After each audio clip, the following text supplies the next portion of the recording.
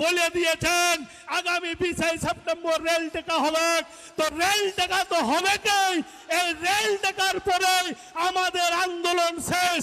কোন আন্দোলন করব নাই, কোন নির্বাচনে প্রতিদ্বন্দ্বিতা করব নাই, একটাই শপথ হবে, no vote to, no vote to, no vote two.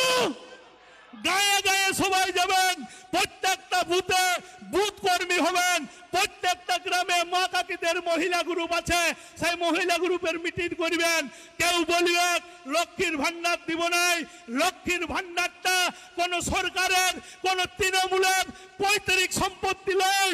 এই লক্ষ্মীর ভান্ডারটা আমি একটা চকলেট কিনি তার 10 পয়সা জিএসটি দিই, 1 লিটার পেট্রোল কিনি তার 22.5 টাকা জিএসটি দিই। আমার টাকায় মমতা ব্যানার্জির মন্ত্রিসভা চলে, আমার টাকায় এই দেশটা চলে, এই পুলিশ প্রশাসন চলে, এই পাবলিক সার্ভেন্ট গুলা চলে। তাই কেউ ভয় পাবেন নাই, এটা সরকারি স্কিম, কোনো ভয় পাবেন নাই। কাকে হুমকি দিবে এই ডিসেম্বরে আবাস যোজনার ঘরটা আপনার বন্ধ করে দিব, একটা কেউ বন্ধ করে দেখান আমাকে খবর দিবেন, আমার ফোন নাম্বার নেবেন, ওই পঞ্চায়েতকে দেখে নিব এবং সবাইকে জেল খাটাবো।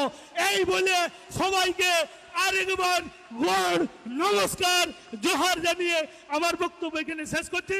জোহার, ধন্যবাদ, জয় গুরু।